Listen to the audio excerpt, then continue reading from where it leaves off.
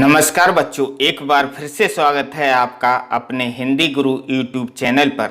आज हम कक्षा 10 हिंदी की पुस्तक क्षितिज का अध्याय 6 कवि नागार्जुन द्वारा रचित कविताओं के प्रश्न और उत्तरों का अभ्यास करेंगे। सबसे पहले देखते हैं पाठ का परिचय।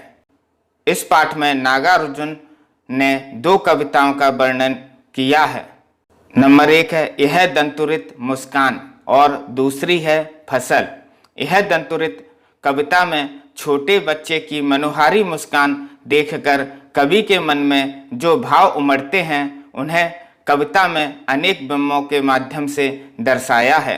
कवि का मानना है कि इस सुंदरता में ही जीवन का संदेश है। इस दंतुरित मुस्कान की सुंदरता तब और बढ़ जाती है जब उसके साथ नजरों का बागपन जुड़ जाता है। दूसरी कविता फसल। इस कविता में कवि ने फसल क्या है और उसे पैदा करने में किन किन तत्वों का योगदान होता है इसे बताया गया है। कविता के माध्यम से यह भी बताया गया है कि प्रकृति और मनुष्य के सहयोग से ही सृजन संभव है। आइए तो देखते हैं इस पाठ के प्रश्न और उत्तरों को।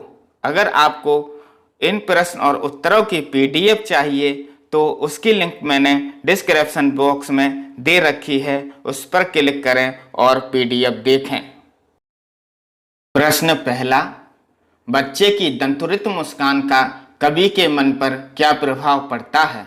उत्तर, बच्चे की दंतुरित मुस्कान को देखकर कवि का मन प्रसन्नता से भर उठता है। उन्हें बच्चे की मुस्कान की मनमोहकता देखकर ऐसा लगता है कि यह मृत व्यक्ति में भी जान डाल देगी।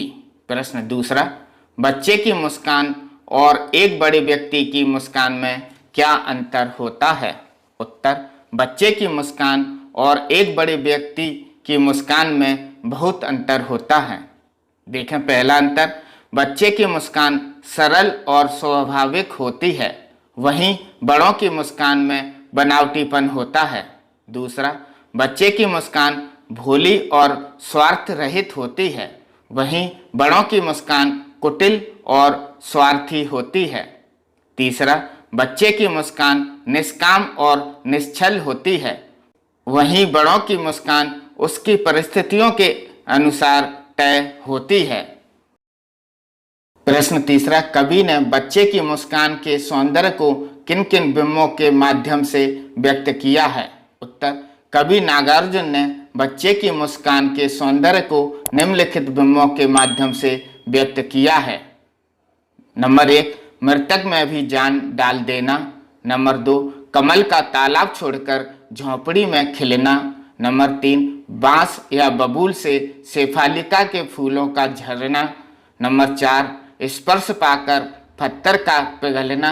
नंबर 5, तिरछी नज़रों से देखकर मुस्कुराना। बच्चों, अगर आपको यह वीडियो अच्छा लगे तो लाइक, शेयर एवं चैनल को अवश्य सब्सक्राइब करें। प्रश्न 4, भाव स्पष्ट कीजिए। क, छोड़कर तालाब मेरी झोंपड़ी में खिल रहे जलजार। उत्तर, धूल से सना शिशु का शरीर और उसकी निश्चल मुस्कान कवि को इतना प्रभावित करती है कि उसे लगता है जैसे कोई कमल का फूल तालाब में न खिलकर उसकी झोंपड़ी के अंदर खिल गया हो। दूसरा भाव स्पष्ट। ख, छू गया तुमसे कि झरने लग पड़े शेफालिका के फूल, बांस था कि बबूल। उत्तर, इस पंक्ति का भाव है कि शिशु के स्पर्श मात्र से बबूल और बांस के पेड़ से शेफालिका के फूल झरने लगते हैं, यानी शिशु के स्पर्श में ऐसा जादू है कि कठोर प्रवृत्ति वाले व्यक्तियों का हृदय भी पिघल जाए और आनंद का संचार हो जाए। प्रश्न 5, मुस्कान और क्रोध भिन्न भिन्न भाव हैं, इनकी उपस्थिति से बने वातावरण की भिन्नता का चित्रण कीजिए। उत्तर, मुस्कान और क्रोध एक दूसरे के विपरीत होते हैं। नंबर 1, जब व्यक्ति के इच्छा अनुसार कार्य होता है तब उसके मुख पर मुस्कान आ जाती है। नंबर 2, जब व्यक्ति के इच्छा अनुसार कार्य नहीं होता है तब उसके मन में क्रोध का भाव उत्पन्न हो जाता है। नंबर 3, मुस्कान सुंदर व आनंद की सृष्टि करती है। नंबर 4, क्रोध से घृणा व प्रतिशोध की भावना उत्पन्न होती है। नंबर 5, मुस्कान से प्रेम और क्रोध से घृणा उत्पन्न होती है। प्रश्न 6, दंतुरित मुस्कान से बच्चे की उम्र का अनुमान लगाइए और तर्क सहित उत्तर दीजिए। उत्तर, यह दंतुरित मुस्कान कविता में वर्णित शिशु के क्रियाकलापों से यह अनुमान लगता है कि उसकी उम्र 5-6 महीने होगी, क्योंकि इसी उम्र में बच्चे अपरिचित को पहचानने का प्रयास करते हैं तथा उनके दांत निकलने शुरू हो जाते हैं। प्रश्न 7वां, बच्चे से कवि की मुलाकात का जो शब्द चित्र उपस्थित हुआ है उसे अपने शब्दों में लिखिए। उत्तर, कवि और वह बच्चा दोनों एक दूसरे से पहली बार मिले हैं, इसलिए बच्चा उन्हें एक टक देखता रहता है। बच्चे की मुस्कान कवि के हृदय को प्रसन्नता से भर देती है। उन्हें ऐसा लगता है जैसे कमल के फूल तालाब को छोड़कर उनके झोंपड़े में खिल उठे हैं। उन्हें लगता है कि बच्चा कहीं उन्हें देखते देखते थक न जाए, इसलिए वह आंखें फेर लेते हैं।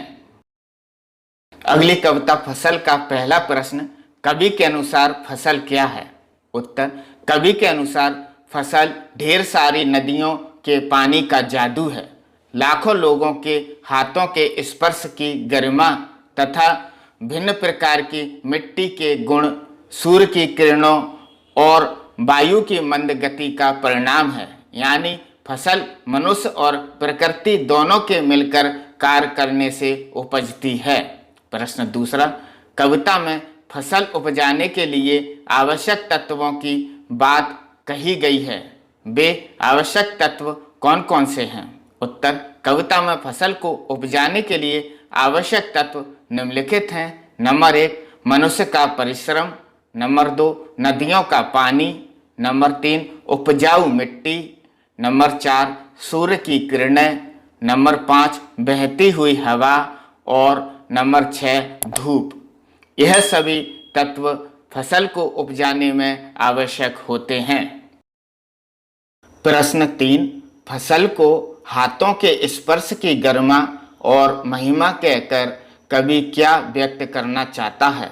उत्तर, कवि ने यहाँ फसल के उपजाने को मानव के श्रम से जोड़ा है, चूँकि किसानों और मजदूरों द्वारा की गई मेहनत और उनके लगन के कारण ही फसल का उपजना संभव हो पाता है।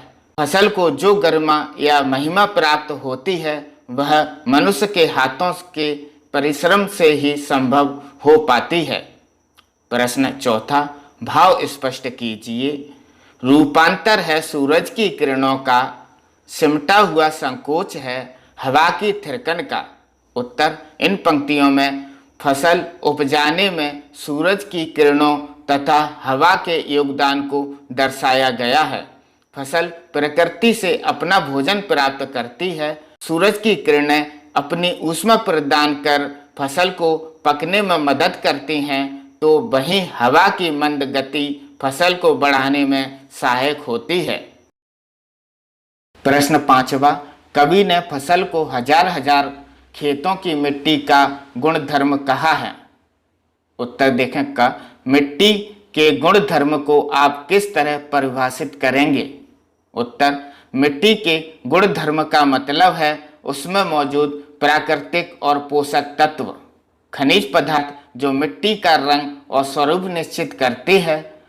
मिट्टी की अधिक उपजाऊ क्षमता से फसल का उत्पादन भी अधिक होता है। ख, वर्तमान जीवन शैली मिट्टी के गुण धर्म को किस किस तरह प्रभावित करती है?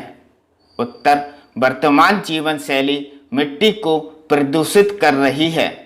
उपयोग में लाए जा रहे अनेक प्रकार के रासायनिक तत्व, उर्वरक, कीटनाशक, प्लास्टिक निर्मित वस्तुएं मिट्टी के मूल स्वरूप को नष्ट कर रही हैं। जिसका नकारात्मक प्रभाव फसल पर भी पड़ रहा है। मिट्टी द्वारा अपना गुण धर्म छोड़ने की स्थिति में क्या किसी भी प्रकार के जीवन की कल्पना की जा सकती है? उत्तर, अगर मिट्टी ने अपना गुण धर्म छोड़ दिया तो धरती से हरियाली का, पेड़ पौधे और फसल आदि का नामो निशान मिट जाएगा। इनके अभाव में धरती पर जीवन की कल्पना ही नहीं की जा सकती।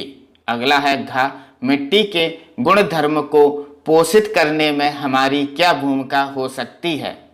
उत्तर, हम मिट्टी को वृक्षारोपण कर, प्लास्टिक की वस्तुओं का उपयोग बंद कर, कारखानों को सीमित कर, रासायनिक तत्वों का उपयोग कम कर हम मिट्टी के गुण धर्म को पोषित कर सकते हैं। बच्चों, अगर आपको यह वीडियो अच्छा लगे तो लाइक शेयर करें तथा चैनल को सब्सक्राइब अवश्य करें। धन्यवाद।